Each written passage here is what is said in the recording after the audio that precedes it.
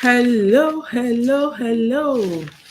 Good evening. And please, who is joining us? It is LOVE-A-THON, the last day of the married series, and we are excited. Yes, so if you're joining us for this last episode of LOVE-A-THON, please come to the chat room and let us know where you're joining us from and your expectation. Today we are discussing when conflicts remain unresolved and your partner does not change. So where are you joining us from? I am, of course, Dimma, and with me here it's my most favorite person, and my people for 21 years. And like you, if you have been joining us, you would see that we are transmitting from another location because we are at the couples weekend getaway, and we're just here with you. So I see Oluronti Adebayo is joining from Nigeria. So please go and wake up your friends, your lovers, your spouse, and tell them this is one topic you do not want to miss. And the people that we are having as our guests are people you would want to listen to. Remember, we are discussing, if you know what we're discussing, come to the chat room and let me know. And I need you to also confirm to us that you can hear us clearly. We want to be sure that you can hear us clearly. So, sweetheart, how are you feeling today? Yeah, I'm feeling so excited because yesterday was actually our wedding anniversary, and we are in a resort with some couples, and the intentional weekend getaway started yesterday evening, and today is the second day, and we're ending it tomorrow. And this fiscal edition of it has also been so fulfilling and wonderful because we had couples who join us, to look at how we can still be solidifying a relationship, make it work. Like the topic of this year, that is building solid foundations. Remember, foundations, after building, you still need a lot of communication to maintain the building. And so we are doing exceedingly well over here, and we're excited to round up LOVE-A-THON Married Edition 2.0 today.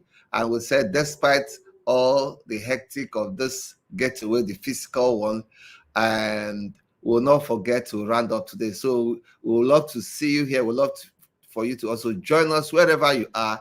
And we're rounding up that conversation this month. So it has been a lovely day for me. Yeah. All right, so let's get the conversation started. And what are your expectations? Like, we are discussing when conflicts remain unresolved and your spouse remains unchanged. This is one conversation that you would always see couples talking about. Why does my husband do this? Why does my wife do that? In fact, to be honest with you, at this getaway, the last session we had before the break was talking about he's not changing, she's not changing, I want him to do this, she should also understand me. So everyone is talking about how to resolve conflicts. But this is how we want to start.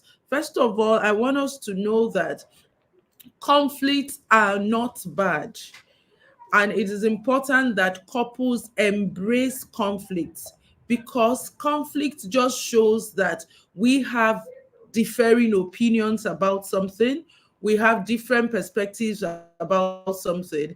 And it is when I am able to know your own perspective and you know mine that we can actually come to a middle ground. So conflicts are actually opportunities for growth, and it's not something couples should shy away from, should pretend not to notice, or should wish.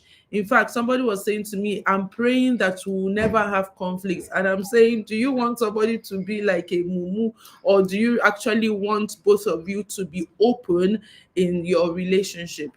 The second thing also I have found out is when couples have a healthy approach towards conflict, it actually helps to reduce the number of solvable conflicts that they will have. What do I mean? Conflicts, like I said, are opportunities for self awareness. When I disagree with my partner, then I realize, okay, there's something I'm not liking, or I want something done another way. So it helps me know myself better. And then it also helps me know my spouse better, especially if I see the conflict as an opportunity for growth. So I'm wondering, okay, why does he do this? What could have informed these decisions? Who raised him? Who taught him this? Where did he pick this habit? Is there something he knows that I do not know? Because oftentimes we actually most times feel that our way is the way, and that we know what is supposed to be done. But what if you are considering your own partner also knowing what they want and how things should be done? So conflict help for self-awareness, conflict help for partner awareness, and conflict also helps, contrary to what people think, to deepen intimacy and mutual understanding. Its conflict is not designed to bring division. So the if impact of conflict on your relationship depends on your perception about conflict and how you handle it. All right. So that is where we're starting off this conversation with. It's interesting. There's a research that I stumbled on by John Gottman in his book, The Relationship Cure. He said that from his studies and all of that, he has come to find out that about 69% of marital conflicts that people have never go away. And if you look at that, excuse me, if you look at that statistics, it might appear like, how would I put it? Like, it might appear like, what is this? What I'm going to deal with? Like, the numbers really seem high. But what was he trying to say? Is in his work, he distinguished conflicts and problems into two, and he referred to some as what he called the perpetual problems and the solvable problems. But I'm not going to go into that. I just want us to know that there are some aspects of our partners that may never fully change, even if they grow, improve on it. And typical for me, it's when it comes to money accounting. All right. So over the 21 years of getting married, from the first year of our getting married, we started to have conflicts about accounting. We will design, this is the template of accounting we are going to use, we are going to keep record this way, we are going to do that. Yours truly will not follow through with the recording system agreed. Maybe I am faithful for the first 1 month. Before 1 month self no dey complete, maybe first 2 weeks, 3 weeks, I go back to my old system and the man is like, what, so over years we had to come to like, okay, yes, this accounting system has improved from what it was in the first year, but I can tell you it has not improved to what we wish it would be. And so what did we have to do? He has to now take more responsibility in the accounting, financial accounting, prior to what we had wanted it to be before, because I am still not at that expert level of that skill. So that's what I'm saying, that some conflicts may never be fully resolved. So how are you going to stay in that relationship is what we're discussing tonight. And then for the ones that you can solve, if you are able to relate with it in a way that you're not looking at yourselves as, I think that's very critical. That I said something that the impact of conflict in your relationship depends on your perception about conflict and the skills you have to handle it. Which brings me to saying that it's important that couples see themselves as a team. These things that people are trying to, my argument must be the loudest, I must have the final say. You're now beginning to wonder, are you people fighting? Is this person from another camp and you are from another camp? If you are in the same camp and both of you have a shared marriage ideology, you will know that you can disagree, but that does not mean that you have to attack the person. Many times people do not separate the issue from the person. So he said something to me in a way that I don't like. I don't now say that you are a wicked person or you are mean. You said mean things to me is different from classifying him and labeling him as a mean person. So in resolving conflicts, it's important that we face the issue and not attack the person, seeing ourselves as a team. Okay. And then one other thing that escalates conflicts is how you bring up the issue, right? Where you want to express what you have and what your concerns, and you start with, you never do this, you always do this, you are never, and the person, nobody wants to be attacked. Once you come with an attack, your partner will rise up to defend themselves, because survival skill is the first human instinct. So once want to talk about that thing that you don't like, why not express it as your feelings?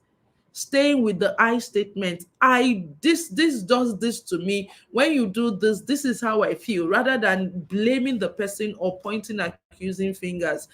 And also, I can't wait to have Prof and the wife come in, but I wanted to share something that one thing we have seen that has worked for us, and we have also taught to couples, which we also started discussing with the couples at the getaway this weekend, is you already know your relationship.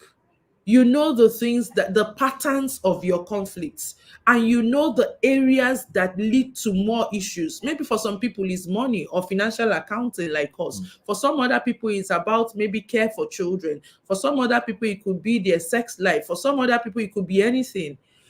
Why not look at those areas that you have regular patterns, and even when you are not having issues, agree on your repair strategies. This is also something that we teach people in premarital counseling. You look at your last argument, you look at the things you argue about, and whilst there is peace, you are saying, when next something like this happens, how would you want us to deal with it? So that if that issue shows up again, it doesn't gravitate to a big issue. You're able to de-escalate it because you have, prior to time, agreed on how to do it. And if you have in mind that both of you are a team and you are not actually here to kill the other person or to hurt the other person, then we should also be able to um give our partners the benefit of the doubt. So I'll share a story. We were working with a couple, and each of them insisted. The man was saying, I've told her she has to understand me. She has to know that this is how I am. And when this is happening, this is what I want. And the wife is saying, what you say you want is not something I can do easily. I want you to also understand me. So I was looking at them and I said to them, are you seeing something that is playing out here? Both of you are insisting that the other part, your partner understands you and meets you at your own condition. So man is insisting, this is how I want this to be done. Wife is insisting, this is how I want this to be done. How will we now resolve it? So that's why compromise is important. Where in conflict, you are able to make compromises and discuss things that I'm not insist on having your way, knowing that you are not alone. Because I tell people, if you want to have your way, you shouldn't get married. But once you are choosing to get married, it means that you are saying, I cannot have my way totally. I have come to share life with another human being that has a brain, that has a perspective. And so if we are going to do this life together, I cannot insist it has to be my way or the highway. So I guess I'll just going to pause here because I want us to move quickly into the conversation. But sweetheart, what do you have to say before we get our guests in? Okay, like we said, when conflicts remain unresolved, and this is a reality for many couples and also a reality for us. Like she said, there are things we are still struggling, though we have grown in it, but it's still there, and the elements of such symptoms are still there. And there was one thing that I came to realization. I stayed more with my mom during my teenage age and growing, and when I was looking for a wife, I was actually looking for my mother, because my mother has the same personality with me that has to do with the melancholy. My mother is also very detailed. my mother would be selling kerosene, and every bottle of the kerosene, she would write it down. When she's selling water, she will write how many gallons of water down. When she's going to the market, though she's buying very few things, she will also write it down. And my mother doesn't talk much. She will rather listen more and very not too defensive and aggressive in confronting issues. She will rather absorb it and not challenge what the issue is. But she can go in and maybe cry about it and still move on. And so when I got married, I was also saying my mother was so peaceful. So I imagined that my wife would just be like my mother. And until that realization that I did not marry my mother, I married a person that I felt I loved her personality. Now I want her to change and to become that same person I grew up with, living with, until I left her probably after my secondary school. And this realization was one of the things that helped me to say there is need for adjustment, not adjustment of my partner, but my own adjustment to the realistic expectation I have in my brain. And so one of the things that actually makes some problems not to go away, or seemingly not to reduce or keep compounding, is sometimes couples don't identify or name what the problem is. Because if we don't know the root cause of a problem, we will just be ranting around it, attacking the symptoms without realizing what is the root cause, what is the genesis, where does this problem emanate. And if we can also know that, it will now help us to have empathy for our partner. And one of such problems, it could be a spiritual problem. There are people who are still dealing with unforgiveness for their lives, for their past, who are still living in regret. And you have not realized that this problem is what you need to solve. You may just be shouting, you may just be ranting, but if you don't acknowledge where the root problem is, it will be difficult. Some could be also skill deficiency. For example, there were sometimes my wife would say, I just taught you how to do this in the system. Why are you calling me? I'm not a techie person. I prefer writing. And after teaching me some skills in anything, after some few days, I call her back and I'm like, oh my God, this is a simple thing. This is a simple thing. And once she repeats that, I get agitated. It could also be a problem of ignorance. Ignorance can be the reason why your expectation or your partner is not moving up or growing the way you think. And once you are tackling the character or the behavior, it just means exposure. What are the things the person needs to learn in terms of education or continuous lesson that will eliminate or reduce that area of conflict? And I see that a lot, especially for us that are traders or business people. You see somebody who just did his primary school will want to marry a graduate. So I have a friend like that, after his apprenticeship, after 5 years of apprenticeship, he went to date a lawyer, from their town, and married. And when he came up to ask me, look at the wife, I said, okay, she says she's practicing law. She just graduated from law school. I told my friend, will you be able to marry a lawyer? And more, a Korelic lawyer, lady for that matter. And it wasn't up to 6 months, those things appear. Why? Because the lawyer wife will always say, I stand to prove a point, what the law said. And this man is wondering what the law said. Is this a law court? So during our conversation and counseling, I made her to understand that she is using her life profession to deal with issues. And the challenge became that when he's now started reading, improving himself, he was able to know that it was more of intimidation on his part. What was running in his brain was that because I was a primary school leaver and you are now a professional, you are using grammar and legal terms to intimidate me. So it wasn't actually because the wife was not saying something reasonable, but because of the insecurity he has inside him was making him very defensive, very challenging, and not even willing to listen. So he see every progress as an attack until he started personal development, he now begin to understand that most of the things he was afraid of was actually based on ignorance. And so it could also be a socialization problem. Remember one of our friends that the wife called and said that the guy always shouts when he wants to do simple things, but he was raised in the core of Ajegule.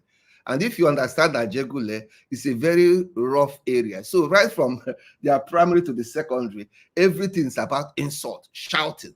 Before you live in that environment, you want to shout, and until you shout, you feel you are heard. So that nature, that upbringing, that socialization never left that guy, because the wife was raised in a more stable, traditional family. The parents are professionals, and so they even lived in an estate that was a GRA. So you can imagine the upbringing. But they came to a place of fellowship and fall in love. Though they do talk speaking, they kabash, they do great Bible study, but those environment was still expressing itself in their person. It could also be a medical challenge, or a hormonal imbalance, which has to do with whatever you are shouting. That person or your partner needs to go to the hospital, and they will address what the issue is, and it could be a solution using pharmaceutical products. So there are things that when you are looking at the cause or the root of the cause of the problem, it could be something that your partner has deficiency in and needs help. It's just that we've not identified what the cause is, what kind of help does your partner need, and you could see that he meant good. He is putting up effort, but those root cause and those challenges are beyond his own personal control. And if we can get those root cause or where that problem is going on, it will help in alleviating the problem, and we'll have improvement in whatever the issue is. It may never go away, but there's a significant improvement where we can adopt and adjust and still flourish in that relationship. It does. Yeah. All right, people, if you're watching, please share with us the learning points that you have picked so far, because right about now we are about to bring in our guests. Let me not even talk about the guests. Let them come in first. So tonight, Prof. Abayomi and his beautiful, elegant wife. You can see now how her hair is shining. Abosede Fawoyemi with us tonight, and it's our pleasure to have you here, sir and ma. Thank you for joining us in celebrating our 21st wedding anniversary. And I cannot wait. Can you wait? I can't wait to hear their thoughts on this topic. So welcome, Prof. Welcome, Ma. It's our pleasure to have you here. Thank you, ma. And sir. Good evening and happy wedding anniversary to the two of you. You see, we are coming behind now. Yes. We're coming behind you small. I met Bossa was at FSC. We did the same session. We're in the same set. Yes, the same set. All right. And that was also the day I met Prof. Very, very interesting class. I can never forget the class. Thank you, sir. All right, so conflict. So some people say that conflict is bad, conflict is good. How can I change my partner and all of that? But let's even start with this. So some people think that, when you see couples who are enjoying their marriage and all, like, oh, they don't have any issues at all, or that these are the ideal. Somebody sent us a message for our 21st wedding anniversary, and she said, you are our ideal couple. I say, this ideal couple is war code. If I tell you the last argument we had 2 days ago, I'm not sure whether you will still be calling ideal couple. So people just imagine that it's just a walk in the park. What can you say about the realities of the dynamics of unresolved conflicts that can show up in a relationship, and being with a partner that some of their habits never change? Like, you have complained, you have fought, you have kept malice, but it's like this person is resistant to change. First of all, I want to know, do you think that in with this present, that marriage can still thrive in spite of this? If yes, how? If no, what is the situation? Okay. Thank you very much again. Congratulations on your anniversary. And thanks for putting this together. I pray for more grace, and for every other person who is watching that has not spent up to 21 years. I pray that your marriage will last long. Amen. Okay. That was a very important introduction. You brought out, and that's the fact that the inevitability of conflict. So marriages there will be conflicts where two or three. For those who reference the Bible, it says where two or three are gathered, there will be God. Also, where two or three are gathered, there will be conflict. Now, interestingly, with conflict, even where one is gathered, there will be conflict. Because even sometimes you have internal conflicts.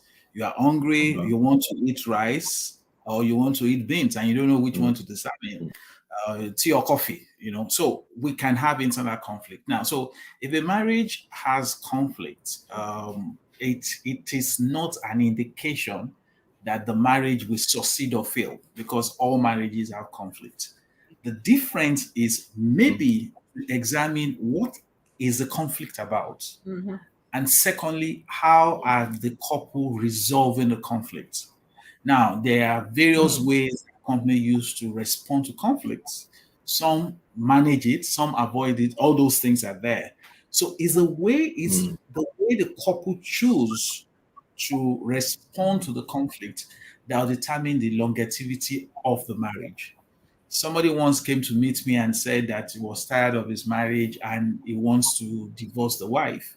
And I said, what was the case? When the guy described what he said, it was interesting to me because I actually had somebody speak to me not too long ago that was interested in leaving the marriage for the exact opposite reason. Right?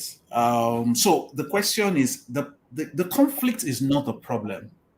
The problem is, how does the couple see the conflict and how do they manage or respond to the conflict? So if they manage and resolve it and they respond to it rightly, then the marriage will be as long as possible.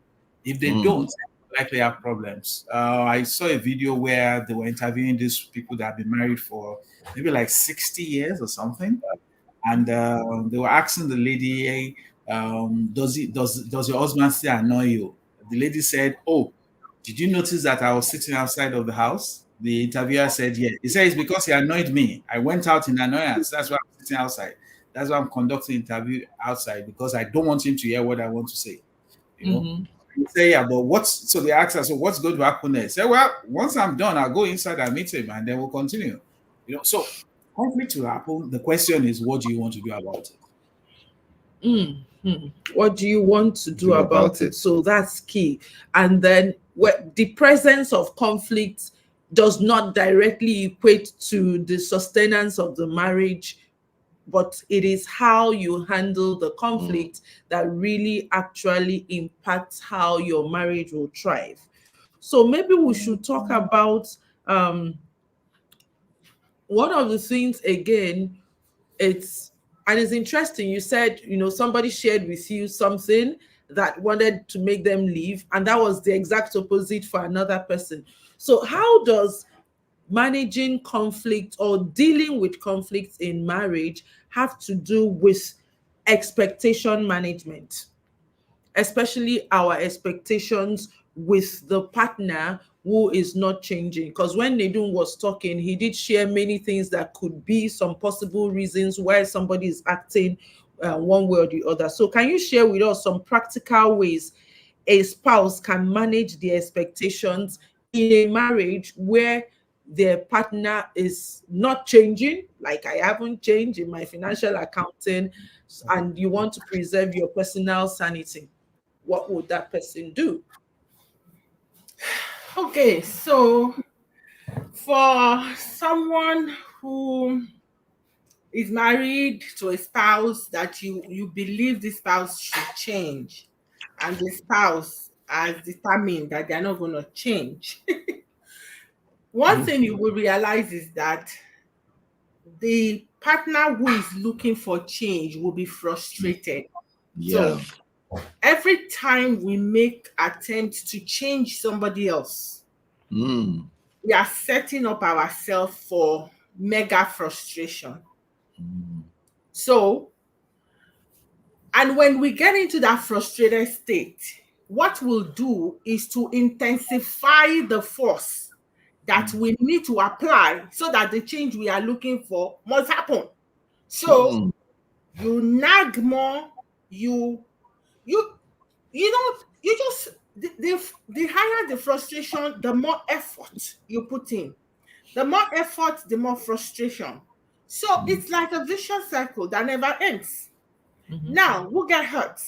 It's you, the frustrated human being, that gets hurt. You see, the person you are trying to change may be living the best of life. Oh, why do you always drop wet towel on the bed? I remember when we first got married, that used to be an issue. I was the culprit. I would just drop wet towel on the bed. And I mean, by evening, you can imagine when you are ready to sleep, then that part of the bed is kind of like damp, you know? And it's like, you have dropped this bed. And it's like, so what? I mean, me, I go about my own life. The person that is infuriated about the wet bed is the one that is suffering adrenaline, everything, all the hormones are raging in your own body. So, because you don't want to put yourself in that consistent, agitated state, it is good to borrow yourself some brain. And whenever we try to tell that to people, it's like they see it as you want to endorse the bad behavior of your partner. You see, you're not endorsing the bad behavior, but you are watching out for your own self. You need to watch out for yourself and just calm down for your own good. When our kids were younger, because whatever you apply to your spouse, you apply to other relationships too, so that you can stay sane. We have boys, and these boys must come and use our own toilets. There were like 10 toilets in that house. They will leave the one in their room. They will come to our room and use the toilet. Now, as the only woman in the house, me, I sit down. There they stand, and they will put their wee on the toilet seat. And then I get there. Every time I see it, I just go, you know. So I want to scream. I want to call somebody's name. I want to yell. But all of that was working me up. The worst is if the toilet is unflushed. So how did I deal with that? I changed the way I used to see the problem. So one day I was going to lose my cool and start yelling. It just occurred to me. I said, boss, but you know this thing is not that hard. You can just pull the toilet, flush this thing now. It's just one flush. Why do you always have to get angry? You're not even happy that you are not carrying them to go and use the toilet. If somebody has a stroke, you will go and empty urine bag. You will go and do all these things. But in this case, you are not. All you have to do is just to flush this toilet. Will you just calm down? Now, applying that to whether it's your spouse, is anybody that you desire that they change, they are not changing. Just change how you see the problem. There doesn't mean anything except the meaning you are giving to it. So if you get to that toilet and you say, this man is set to frustrate me. Did I send him to me? Mostly, oh God, he has done it again. You see, that's how you are thinking that problem. You are thinking, this man is out to frustrate me. But if you see that same problem and you be like, oh, he has forgotten to do this thing again. Okay. And you do it. Because how you think affects how you feel. And it affects what you do. So if you realize that you are always getting frustrated, feeling anxious, feeling this, then look back at how you are thinking about that issue. So that's one of the things you can do. You can change how you see the situation. What else can you do? You can work on yourself to be more flexible in your own outlook to life. See, some people, based on our personality, if you do the Myers-Briggs analysis test, for example, if you score very high in judging, judging Yeah. doesn't mean judgmental, but like you're kind of like rigid. Yeah. So if you're that personality type, it's hard for you to accept things if it deviates from the standard. So you kind of say, this is how this thing should be. It is how it should be. So when there is a deviation, you can't deal. So now we will help you to be able to deal, because you are the owner of your frustration. So the earlier we teach you how to not be frustrated. Last, before I keep quiet, a lady a few days ago, I'm supposed to see her every 2 weeks, and then we had a session a day. Then 2 days after, she has booked another one. I'm like, are you okay? Are you okay? She said, yesterday was bad. I was having anxiety attack. I was asking, what happened? Yeah, my husband left the house by 3, by 10, he didn't come back, and I knew he was up to no good. And because of that, I know he has gone to meet that person. Because of that, she was hyperventilating at home. She was almost having to call the ambulance, because she wasn't feeling well.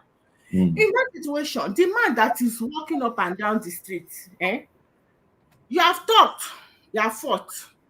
The man is not stopping. He's still going up and down. Now you are having panic attack. You will die now. Okay. So if you are that person in that state, that the change you desire is not happening and it's killing you, please look for help, professional help. Because that's why the lady had to come and talk to me again, that I don't know what to do. And the work I'm doing with her is to help her be able to deal, so that you teach yourself how to be flexible in your mind so that you can accommodate this unpleasantness that is consistently frustrating you. All right, thank you. So I hear that first one, you have to change your perception about the issue. And I'm going to be asking the next question to Prof in regards to this. And of course, being flexible, I like that. Because when you're working with people, they will be like, oh, you are endorsing, are you saying, but you should take responsibility for his action. That is where you come in to say you have to focus on what is within your circle of control. Yes, you wish that this happened, but it's not happening. So what is within your own circle of control that you can do? Very tough one for many people to take, especially in this climate. But again, I want us to, where do we draw the line? That's my question.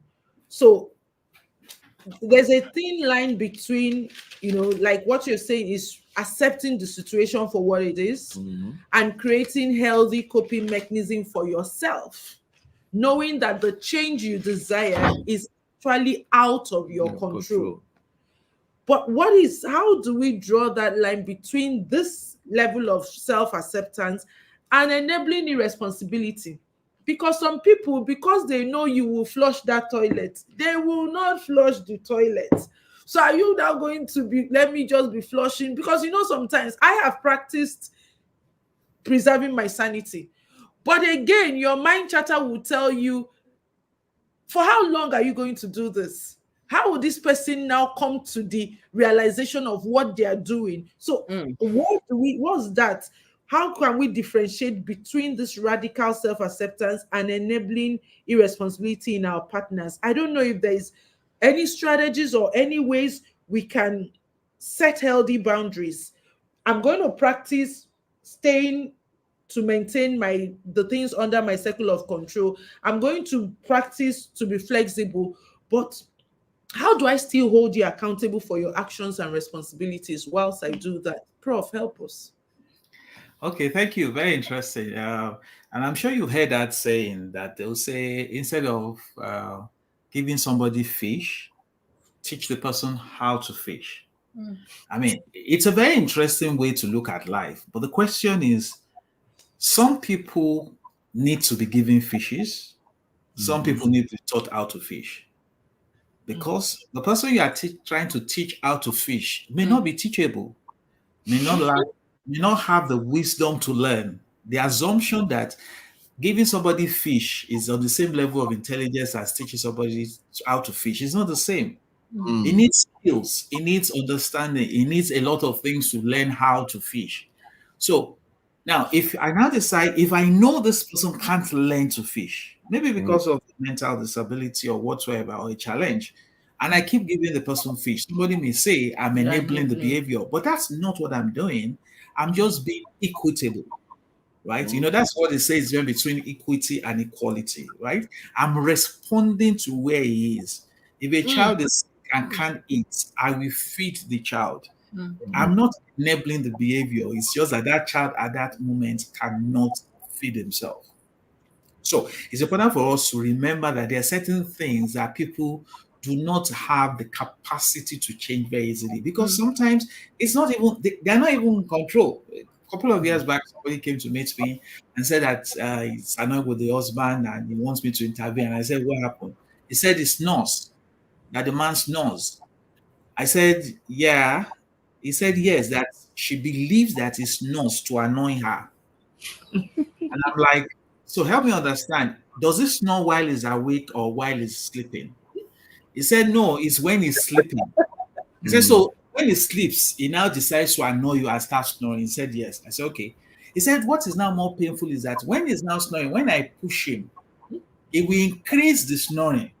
So that I'll get more annoyed. So I now had to explain to the person, this person, I know your husband is not deliberately snoring. The snoring happens naturally. Now, in that case, if you are saying, oh, okay, I will enable the behavior, there are few things you can do because you are dealing with a biological issue. If somebody is challenged with, is it hypertosis, that thing that makes people to have a bad breath, right? Yeah. You're telling the person to go and be brushing your teeth. It doesn't solve the problem. So we must know what is enabling. So, but if the person is dirty, that you don't enable dirty behavior because the person can become cleaner, right? Yeah. So, for example, throws the socks all over the place, right? You can tell the person rather than pick them and say, "Your socks is here. Please take it to where it should be." That's something you can do.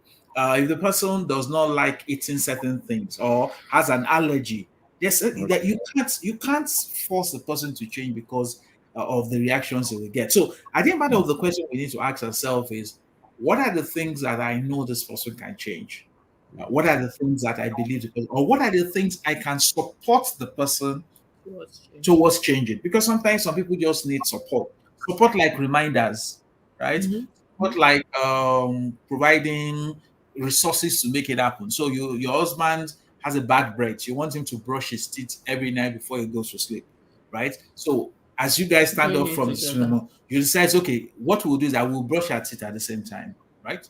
That's you supporting the person to make the change. You are not enabling, you are helping the person. But if the person has a bad behavior, maybe something that is negative or contrary, that's not what you should do. That would be enabling, which is wrong, right? So maybe the person does something criminal or something that is against the health of the family. Now, and you are supporting the person. That's not supporting. That is enabling bad behavior, which you should do. And that's part of, like you said, drawing the boundaries. There are certain things that you say, no, this is not a weakness. You are the one indulging yourself. So maybe you have a couple, you have a partner, for example, who takes too much sugar, and the doctor have said you should not be taking soda or taking cold drinks or whatever. And in the night, he goes to snake when you have gone to bed and goes to open the fridge and takes 2 bottles of Coke or Fanta or whatever. And now say, well, so that I can support him, let me just bring the bottle of Coke to the room. That is enabling. That is not, you're not helping. What you should do in that instance is go and look for a welder to put 7 padlocks on your fridge so that you can go in the night, or you put an alarm on your fridge. So you need to, it's part of your own capacity to respond to the issue, to know when you are enabling and when you are supporting. But at every instance, you need to know what you are dealing with, and also draw the lines when the person is indulging or doing something that is negative. Prof, I'm going to ask you one hot topic question. I agree with you with what you said. And so that still looks at us being willing to reflect on the possible root causes. That's what I'm taking from what you said. This thing that is happening, is it, the scenarios you've given, is it something that is within? And by the way, I love that analogy about fish and teaching the person how to fish. I'm going to write it somewhere because I'm going to talk about it on social media, because the dynamics of both of them are different. And so, we could just say, oh, teach a man how to fish rather than giving him a fish. And I'm digressing now, but that is bringing to my mind issues where people come and say, I've started business for my spouse. I've given my brother money to start business. And like the money just disappears and all of that. I'm taking it, you were focusing on teaching him how to fish. You did not know if he had the capacity to fish. So that's very, very spot on. But so after we've done that and we have separated, this one now is a behavioral thing that the person can learn skills or can work on their mindset or can learn skills, but they are just adamant. And I'm sorry to say, it's not only that it is only our men. No, there are still some women that are set in their ways. But it's like in this Africa, I don't know if there's something they injected in the DNA that, I'm not generalizing, but you get cases where people will come and say, my husband does not want to change and all of that. But my question now is, Bossa shared something with us about this man that is carrying up and down. And you see instances where there is infidelity, proven cases of sexual infidelity. And the woman is not ready to leave this marriage. Like, she's not leaving. Help me. Please, Prof, don't say she should go and think about her boundaries. Suggest boundaries that this woman can set. Because I've also seen cases where the women are saying, I'm not going to sleep with you if you are not going to be. One particularly said to me, I need him to do HIV tests every 3 months, every 6 months, because I'm scared for my life. And she cites a story of somebody who contracted the virus from an unfaithful partner and is living with it. So in this case, what are these healthy boundaries that can happen in this marriage, in this my story that I just shared? Okay, you asked me this direct question, but after I speak for a while, I'm going to ask my wife to also speak about it. The question of boundaries, it's about knowing when to do tough love, right? There's a time when you have to lay the rule. So in the case of somebody who is going up and down and having multiple sexual partners, it will be stupid of the woman not to set boundaries. Okay. Wisdom is profitable to direct. So some of the practical boundaries could be, you do a test, which is okay. Before I will allow you to touch me, you use protection. And that is protection the woman will select. Because in this case, the protection is to protect her. So it's not the man that will say, okay, this is my... No. You are protecting yourself. If he doesn't do it, no deal, no game. You can do that. Part of laying the boundaries is also things like having separate rooms if you think you should get to that extent. Because, for example, somebody who's married to a man who comes home drunk, and when he drunks, he vomits on the wife or something. Hey, why do you want to allow that to always happen to you? So those are practical boundaries. Practical boundaries could also be using your resources to finance that lifestyle. So in this case, the person doesn't collect money from you to go and take alcohol, for example. You can say no. Uses your car to go and pick babes or pick chicks. I mean, whatever. You can say no. So those are practical things. And let me say this before I ask my wife to do it. When it comes to things like this, the women should take responsibility for their own health. Remember, if either of you have a sexually transmitted disease, based on the biology of a man versus a woman is more vulnerable. So assuming both of you have the same health issue, as a result of this, the woman will likely suffer more consequences. So that's why you don't play about it. So it's not a joking matter. Let the man, as they say in Nigeria, they play, but you shine your eyes and say, this are no joke. So let me allow my wife to say something about that. Okay, so I will add to that. So there is a case at hand now. The lady is insisting you would use condom or not, no deal. And the guy is saying, I will not. The lady went further to say, okay, just go and run a test and bring it. The guy said, that means that I will be admitting that I am guilty. And it's not up to you.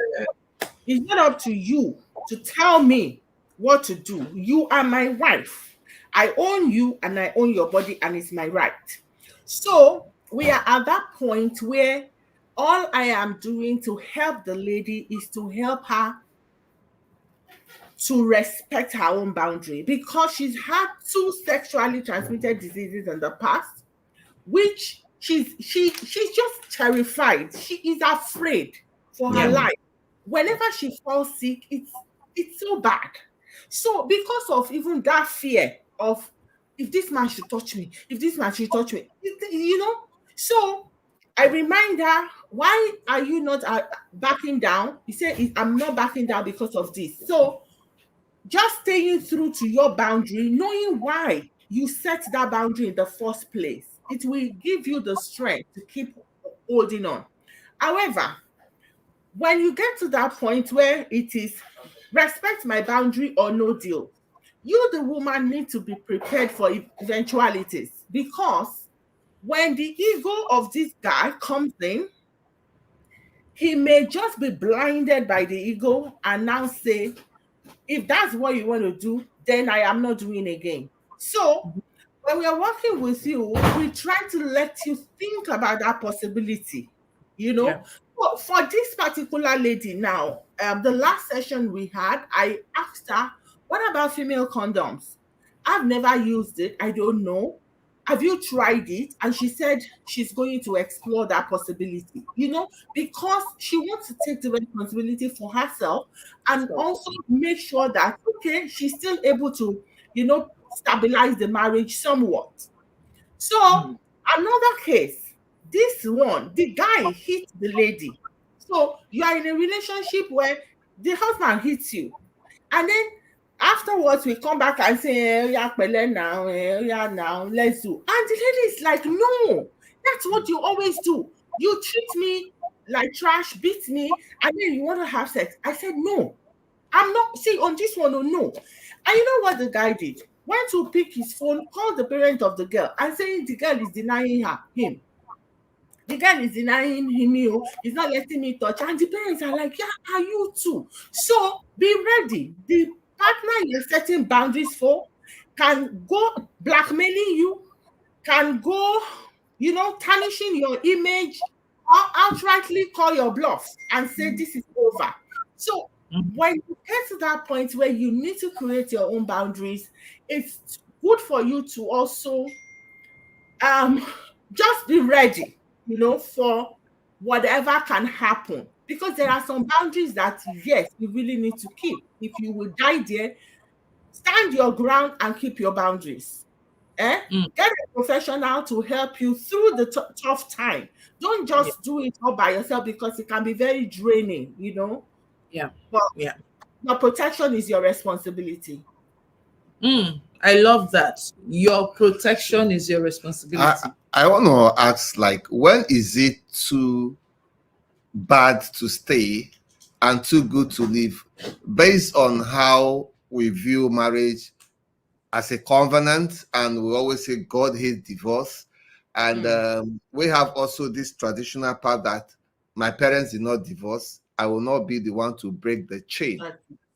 So how will we have that kind of understanding that my life is now important, and what my family of origin is saying may not be the way of how I'm feeling this? I need to be alive to get married.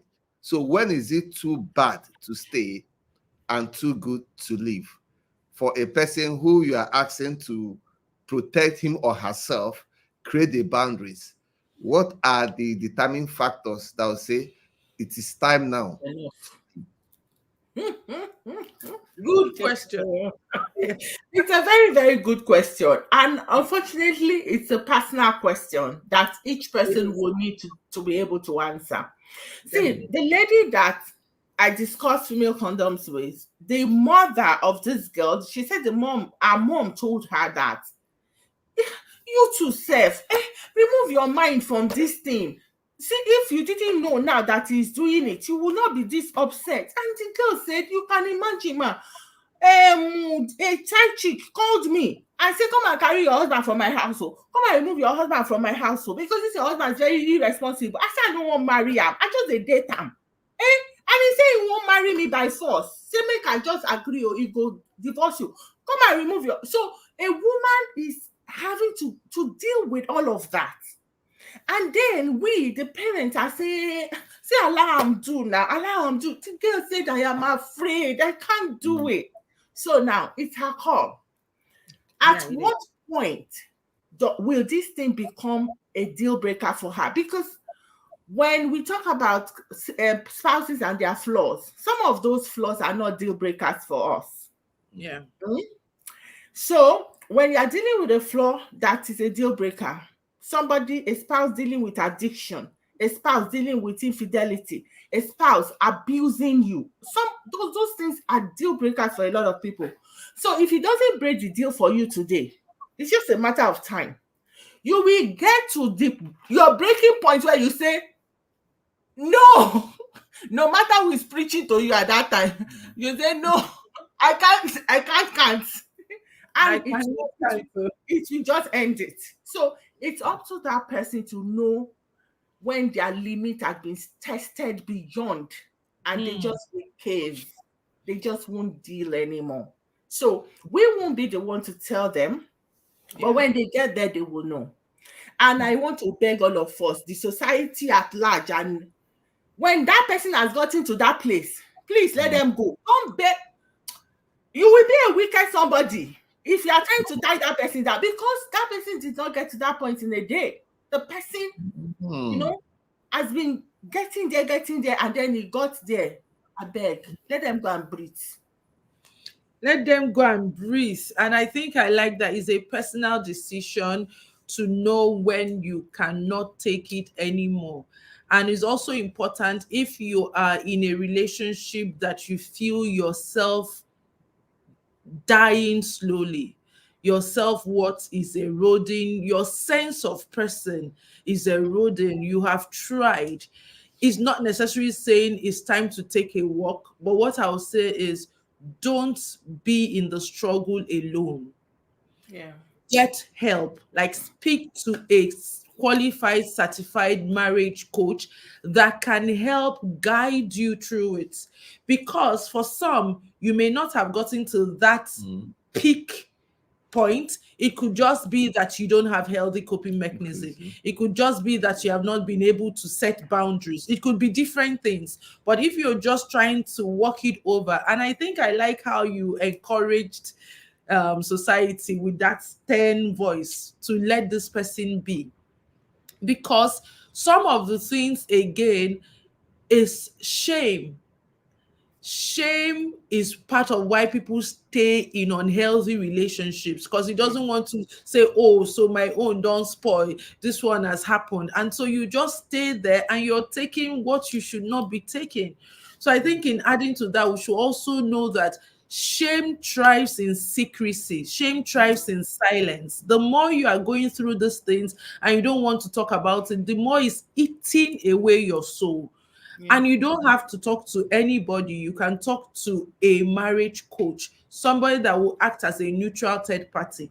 And we talk about these things and it looks like cliche, but I have been in a situation where I was working with someone, and then in the conversation, the mother got to know that I was working with her and requested that she wanted to speak with me. I'm like, okay. And she's like, what are you telling these people? And she's saying that and it had to do with infidelity. She was not asking me, I don't know what thing concern me and the woman. How many people are their husbands cheating that they have contracted Disease. STIs. And I'm like, madam, I don't know the statistics. And this is not a question for me. It's a question that you should direct to your daughter. Do you get? So she was even encouraged to stay in that relationship by her mother, telling her that the men cheat. Is how many people have also contracted it. But that's not the story for today. But thank you for bringing that up. I guess we'll now talk about forgiveness. How do I let go and forgive somebody who keeps hurting me? You know, you said even that one, that when the person will do you and come and be saying sorry, sorry, is annoying. If he keeps saying the sorry, sorry, and you're not seeing any change. But we're saying this one is not even saying sorry. This one is not even admitting, because when you are coming to say sorry, it's At least like you have you have admitted. admitted small that I do you something. Mm-hmm. That you are now like, you can't keep saying sorry if there's no change in behavior. Mm. But in this case, the person feels he has not done you anything. You should deal with it. You should live your life. Mm. How does forgiveness have to do, like, okay, let me put it this way. How do you forgive somebody that is still hurting you? I don't want to preempt answers, but I also want to look at, in line with answering that, maybe touch on, does forgiveness have anything to do with your offending partner? Okay, thanks. A great question. So there are many ways to look at it. Now, forgiveness is doesn't have the same meaning to everybody. There is the Christian model of forgiveness that looks like the highest level of forgiveness. There's also the societal definition or the cultural definition of forgiveness. So it depends on where the forgiving partner is coming from. If it comes from the Christian perspective, the standards are very high, right? I mean, if it's from the Christian perspective, forgive us our trespasses as we forgive those that sin against us. All those things put an obligation on you to forgive. And from that model, the forgiveness is not has got nothing to do with the offending partner. So the Christian model did not say forgive the because person has apologized. It just said you are forgive. So if the person is coming from that Christian point of view, you forgive whether the person apologizes or not. However, there is also the moral forgiveness that is transactional. He apologizes, I forgive.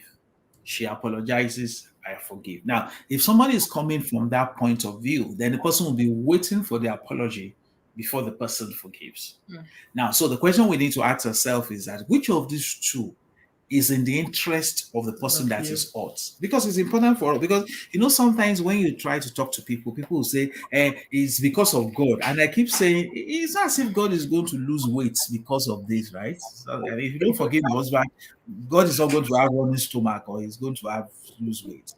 Science has proven that gratitude is the best emotion to have. Science has also found that forgiveness is one of the biggest issues that affects the health of people.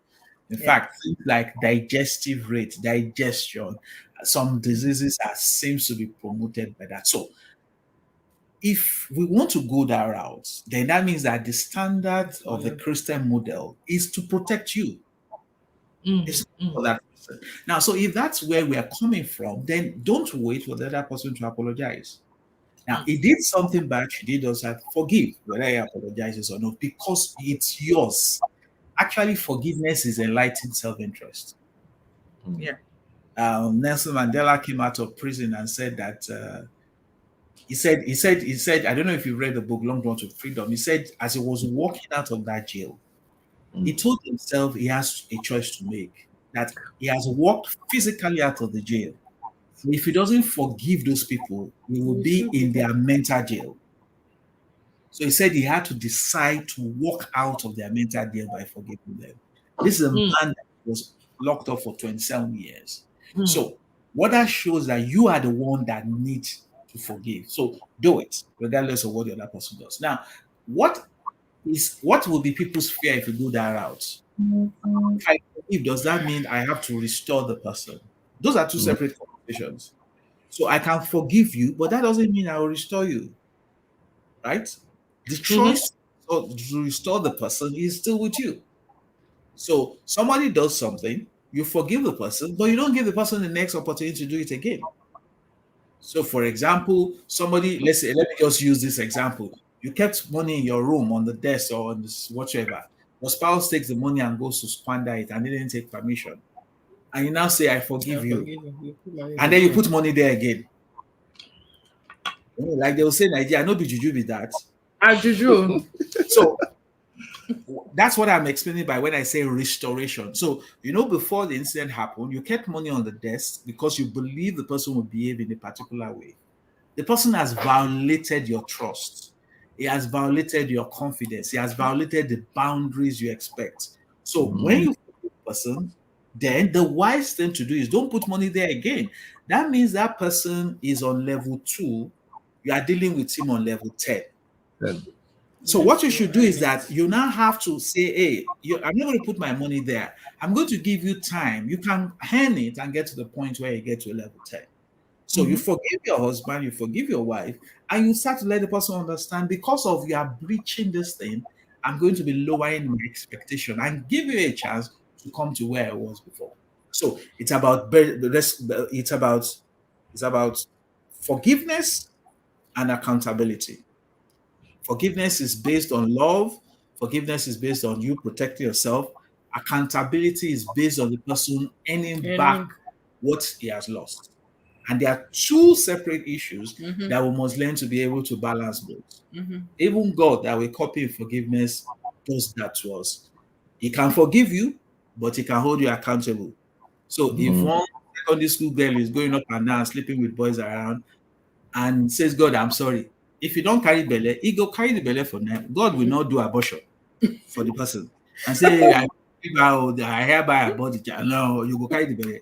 The child go grow and the child go need to buy food. So God does that, right? David sinned against God. God says, I forgive you. God said, that child will die. Sword will not leave your house. Your children will do this. So you can forgive and you can also demand accountability and responsibility.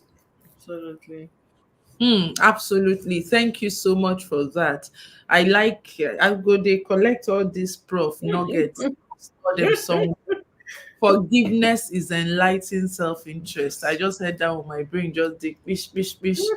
There's one quote I always use when I'm working with my clients, and it's by Josh Billings. And he says that the best revenge is forgiveness. And that just captures what Prof was saying about Nelson Mandela, saying he does not want to be stuck in the mental jail of the people that jailed him. And it's so important that people know that forgiveness is what you do for yourself. And Prof actually hits the nail on the head. There is so much research around your health that has to do with forgiveness. Yeah. A lot. So, but what I wanted to just drop here, especially for us and maybe those who are watching or watch the replay, it's also about how we bring up the subject of forgiveness. Because I've seen people, and so sometimes you're wondering, somebody is having issues and they're saying that, oh, the person is saying, I want to work with a professional. I don't want a Christian coach. And I'm like, sometimes I want to engage them. Waiting Christian marriage coach do you? Because you're a Christian and you're saying you want professional. And you see, for some cases, I'm not saying there could be other reasons, but I've also seen some cases where it was the person, sometimes people force forgiveness on people. Some people. Somebody is hurting you and somebody is coming to read scripture for you and say forgive 70 times 7 times. You've not even suited my pain. You've not even make it look like I am a sinner for feeling hurt and struggling with forgiveness. And so one time I said to the woman, I said to her, and I say that to many of my clients, you don't have to forgive if you don't want to forgive. And I always notice that when I say that, it changes there's a dynamic change in the conversation. So the person is not feeling like judge, the person is not feeling like, but I still go on to say, would you be okay with me to just tell you a bit more about what forgiveness will do for you? So I begin to share with them things about how it is, a gift to give to yourself and has nothing to do with the other partner. So if you're here, and some people are still in bondage of things done to them by people that have already died. I know somebody that is still harboring unforgiveness with the late father. The papa don't die. I don't know where the father is. It's God that knows whether it's in heaven or anywhere. But your life, you that is still living, is sabotaged. And I said to him, he said, now he has died. I didn't get a chance to, reconcile. I said, you can reconcile now, even with his death, because it actually has nothing to do with him. Right? So I think it's important, even in this. And Prof said something that was spot on. Forgiveness working hand in hand with accountability. Because sometimes, again, people misconstrue forgiveness to feel that if I forgive him, I'm letting him off the hook. I'm saying, no, you are not letting you off the hook. You are just freeing your mind from the bitterness and resentment. However, before you can bring back the person to the level of relationship, there are things that should be done. After, forgiveness does not stop you from setting your boundaries. That is not the same thing. You are forgiven, but you set your boundaries. You are forgiven, but the person has to be accountable to end the trust. And rightly, like Prof said, forgiveness is not restitution. Forgiveness is not we're back to love. So thank you, sir, for saying that. So let's talk to couples who are weary, like their bone don't dry. They don't fight. No fighting spirits remain again.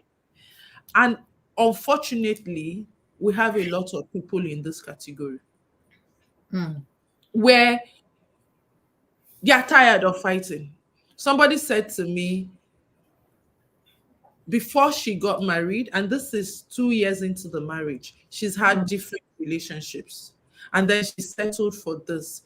She was saying to me, Dima, I would just have to make do with this because where am I living to? I did about, I don't know how many relationships, it didn't work out. This one, although she saw red flags, but she felt that the green flags were more than and she wanted to get married. Now she don't marry.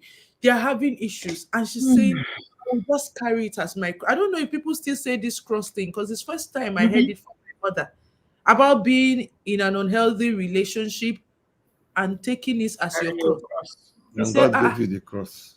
Hey, and she can't say that she cannot give you cross that is heavier than you. I don't know that. So please, what do we say to couples who are weary of fighting? They have fought. It is harming their life. It is harming their health. It is harming their children. I was talking to a couple the other day. I said, what will it take to, address this issue? Knowing that even the energy in your home is not ideal for these young children you are raising. So what are practical steps that people can take? I don't know, to reconnect or to even deal. They are weary of fighting. We've talked about, of course, it's a personal decision for you to take if you want to continue fighting this way and all of that. But is there a word of consolation or advice or anything that you have for somebody watching that is at this point? Okay, so for couples who are they are tired, their fighting spirit is almost gone. They are just going through the motions, like I don't tire. My encouragement is that you should not lose hope, because no matter how bad the marriage you are in today, it can always be rebirthed into a better one. There can always be a rebirthing. And because that hope, if you keep that hope alive, that somehow the change I want will come, that can give you the energy to keep holding on. Because hopelessness is a terrible thing. You know, when you get to that point where you are completely hopeless, it's not a feeling any human being should have. So because you don't want to leave the marriage, you want to stay there, then you cannot afford to be hopeless, because it can affect your mental health in a very, very bad way. So look for one tiny ray of hope and hold on to it. Even if that hope is in God, that I know my Redeemer liveth, I know my change will come. Make sure, by all means, look for that ray of hope, because if you become completely hopeless, you can slip into depression, you can slip into anxiety, you can be gone. So don't be gone. Look for one tiny hope and hold on to it like this. What else should you do? Seek help, please. Yeah. Every time we say seek help, we are not necessarily saying seek help for the marriage. No, because if you want to say seek help for the marriage, you are thinking of, I need to bring my partner. No, leave the marriage. You, human being, seek help for yourself. Because if you, the human being, seek help for yourself, you will be surprised at how much resilience you have. And the therapist is going to help you go inside of you to bring out your resilience. You will see that, wow, this thing that you thought was so bad, and you will be thriving through it. So as a human being, go and seek help for yourself. There is the know-how to thrive in a hostile environment. So if your relationship is a hostile environment, you can still thrive there. It requires some knowledge and some skill so that you can thrive. Now, your children are part of that hostile environment. You need to learn how to create, to recreate that environment for them, so that they also can begin to thrive. So that's why you cannot just, just say, there is nothing I can do. No, there's a lot you can do. Go for help. Now, people will say, oh, you people that you are calling help, you are expensive, and this one. Okay, if we are expensive, you cannot do one-on-one. You can, if you are diligent with your searches online, you can find podcasts, YouTube videos. There are resources there that will build your strength, and teach you certain things that you can do. But that still doesn't mean that you should not consult with us, We'll be friends with you, but we can do you a lot of good, We really can do you a lot of good. So this is what we do every day. People are struggling in their relationship, and they are still people that are thriving there, even though things are not working for them as they want. So those will be my own suggestions for you. Prof, you want to add something to that? Yeah, I mean, it's thanks. I think the hope is a very important material to be alive with. We all need hope. We need that positivity that things can get better, and that's why we have a number of resources that can help. Counselors like my wife, like Madam Dima, like other people can be very helpful resources. What I will also want to add in that is that at the point in which things are not really working and things are really bad, the general advice I'll give is that don't involve third party. That counsel is not correct. What I think they mean is that don't involve third party that will mess up the situation. Or you can involve third party that will improve the situation. And new counselors, professional counselors are trained to be neutral third party. So they can help you through that. If you don't involve third party, if he slaps you and you go to the doctor, you have involved a third party. Right? If you want to divorce, you can't just walk to a court to divorce. You will invite a third party called lawyer who will take your case to court. That lawyer will carry you to court and report your matter to a registrar. That's fourth party. Then you will now that will now be fifth party. So parties don't say if there is now violence, sexual assault, and is in Lagos State, the Lagos State DVST violence agency will get involved. That's the seventh party. If I continue, you can involve the 10th party. So why don't you just start by just getting a neutral third party, a professional, to help you through the process? And then you can see that it can be done. Some situations are very, very complicated that you need that support. Some situations are also very simple that you can self-help, right? And you can find solutions. But you must know where you stand in all of this. But at the point in which you are feeling helpless, please get the help that will make you do what you have to do.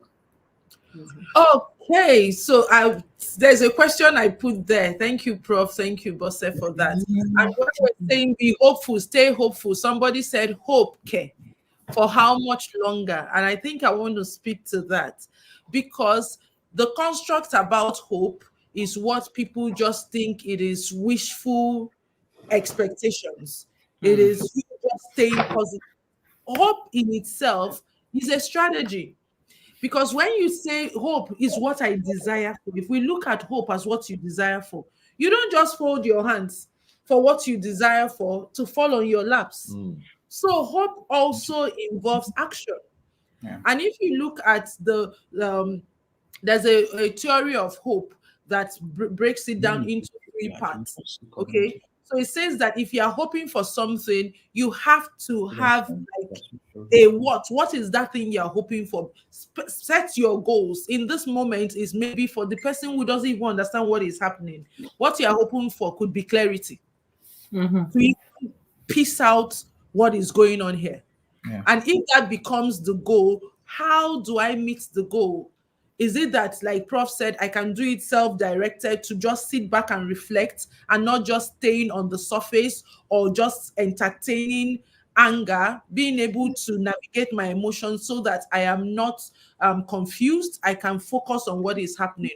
Or then there's the, so that's the way power, right? Then there's the you in it.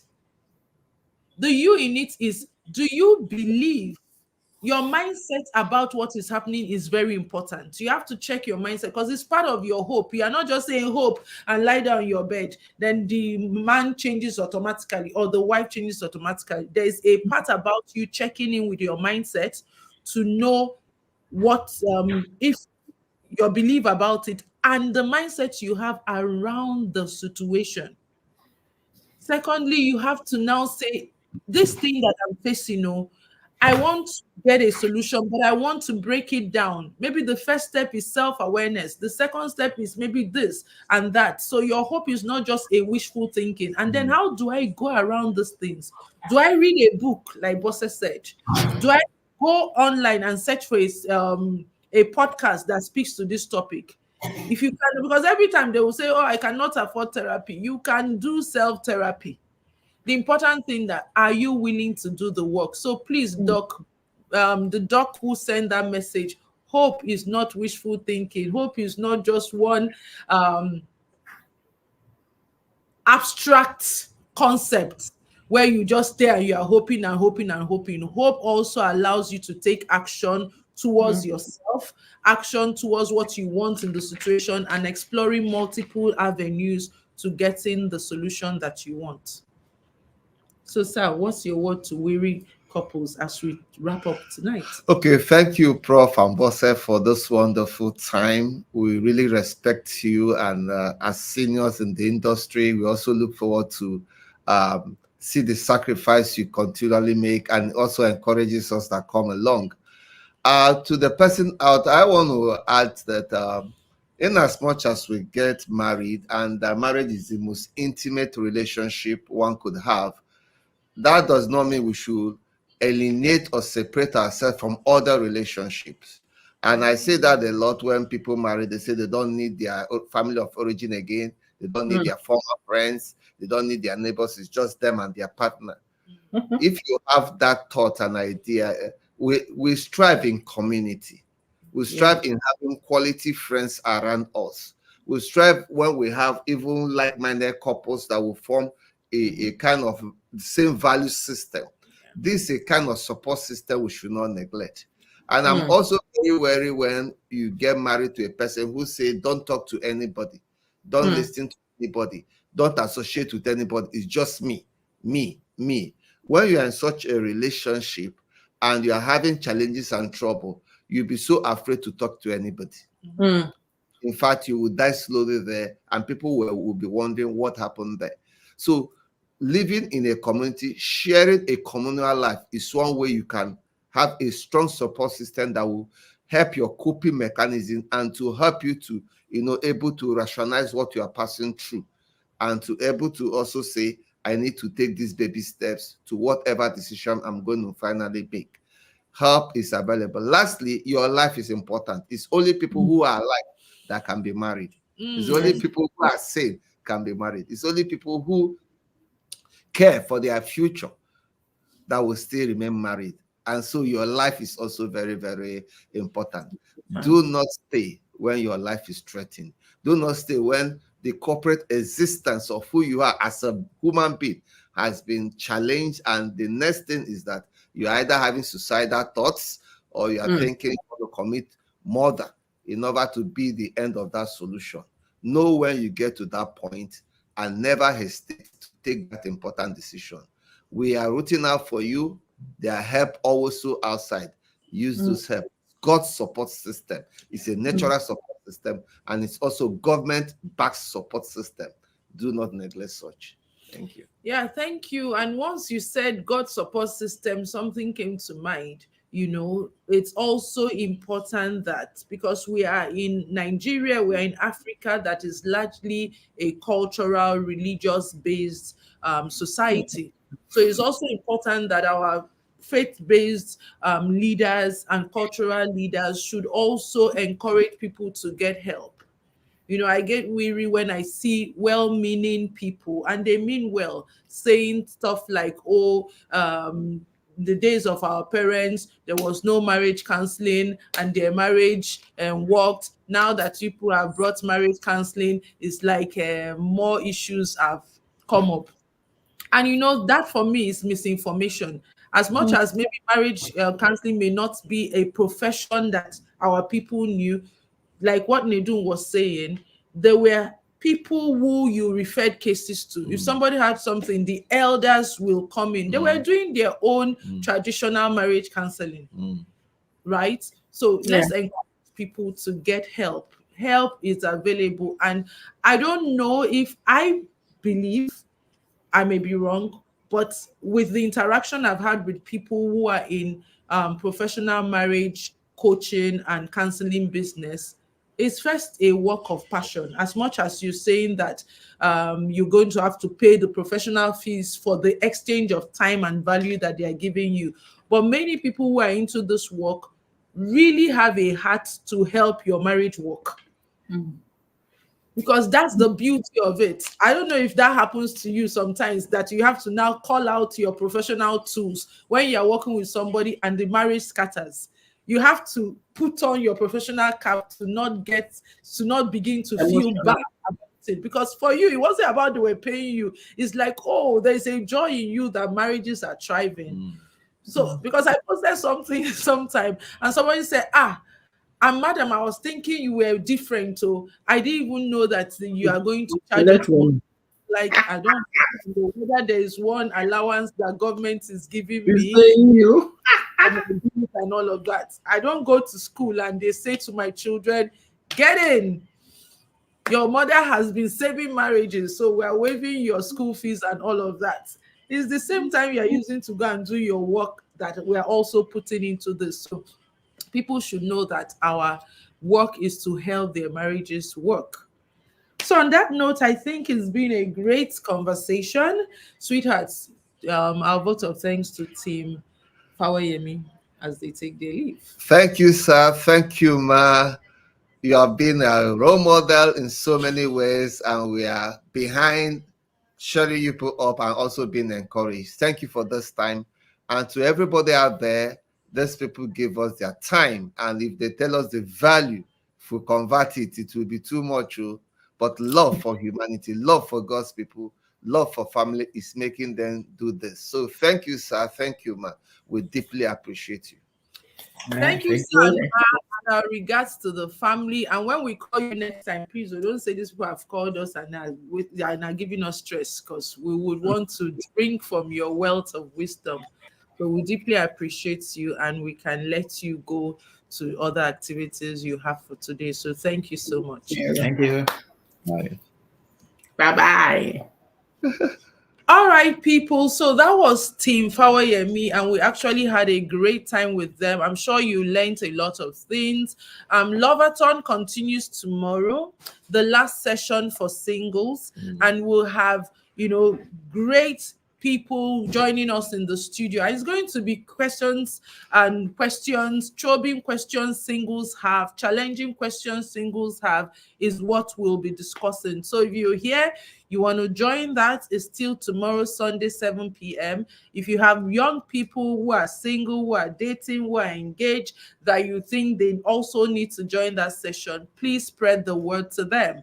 And if today has been amazing for you, and you have joined us and you've not subscribed to this channel, please click the subscribe button now. Aside from the LOVE-A-THON that is streamed live on our YouTube channel, the Start Your Marriage Right Academy YouTube channel, if you just take some time to go through there, you will see that there have been topics that have been treated not only by Nedum and I, but our team of certified marriage coaches. So every week, we go live on that channel to share one topic or the other. And with time, we'll be inviting people to also drop the topics that they want us to share. So it's on that note that we're saying thank you for being here with us. We're going to run back to join the other couples at the getaway, and we will see you on Sunday. Your last words, sweetheart. Thank you for making our dreams come true and this legacy project.